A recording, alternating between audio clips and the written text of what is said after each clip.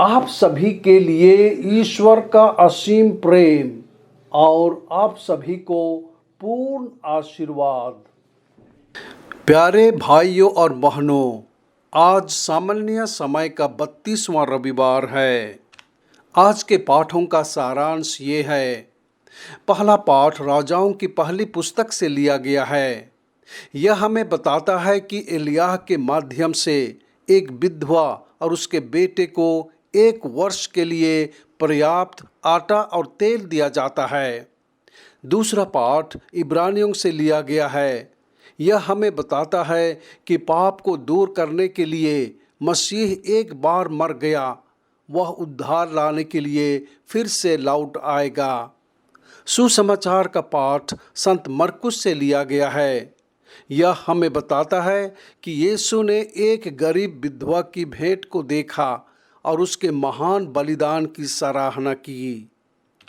आज का पहला पाठ हमें एलिय्याह नबी और उनके चमत्कार के बारे में बताया जाता है। नबी सारेपात देश में गया जहां भयंकर अकाल था। वह एक विधवा के पास गया जिसका एक बेटा था। उसने उसे पानी और भोजन देने का अनुरोध किया, लेकिन महिला ने कहा कि उसके पास थोड़ा सा आटा और थोड़ा सा तेल था, इसे खाने के बाद वे मर जाते। भविष्यवक्ता ने उसे आश्वासन दिया कि उसे उसके लिए भी रोटी बनानी होगी और आटा कभी भी समाप्त नहीं होगा, और इसी तरह तेल भी। वह और उसका घराना बहुत दिन तक खाते रहे। परमेश्वर ने अपने भविष्यवक्ता एलिय्याह के लिए यह चमत्कार किया। इब्रानियों के लिए पत्र से लिया गया दूसरा पाठ हमें बताता है कि मसीह ने हमारे लिए परमेश्वर की उपस्थिति में प्रवेश किया है। क्रूस और मृत्यु के बलिदान के माध्यम से उसने पाप को नष्ट कर दिया है और उसे बार बार बलिदान चढ़ाने की आवश्यकता नहीं है। मसीह ने एक बार स्वयं को बहुतों के पापों को दूर करने के लिए अर्पित किया। वह दूसरी बार इस दुनिया में प्रकट होगा, पाप से निपटने के लिए नहीं, बल्कि उन लोगों को बचाने के लिए जो उसकी प्रतीक्षा कर रहे हैं। इसे मसीह का दूसरा आगमन कहा जाता है। सुसमाचार के पहले भाग में हम देखते हैं कि यीशु शास्त्रियों की निंदा करता है।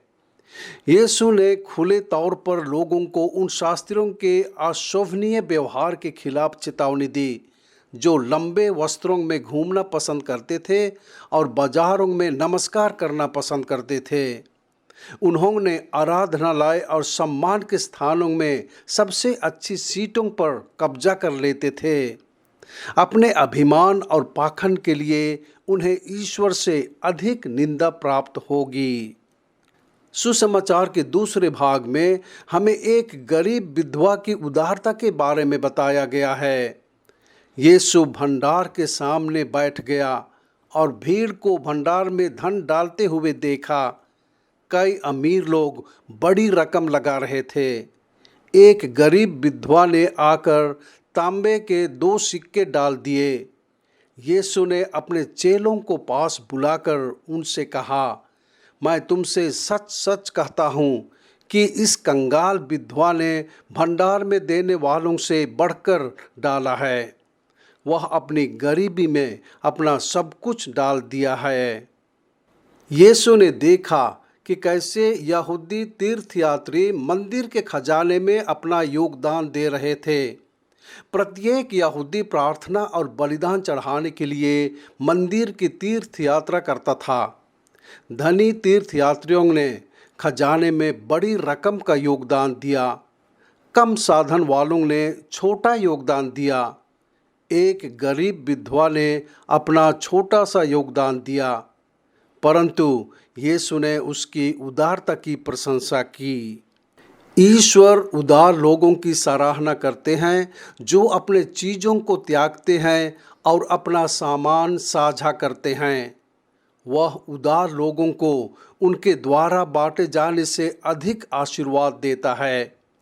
संत पौल ने अपने पत्र में लिखा, हर एक को जैसा मन में ठाना है वैसा ही देना चाहिए, ना अनिच्छा से और ना किसी दबाव से, क्योंकि परमेश्वर खुशी से देने वाले से प्रेम रखता है।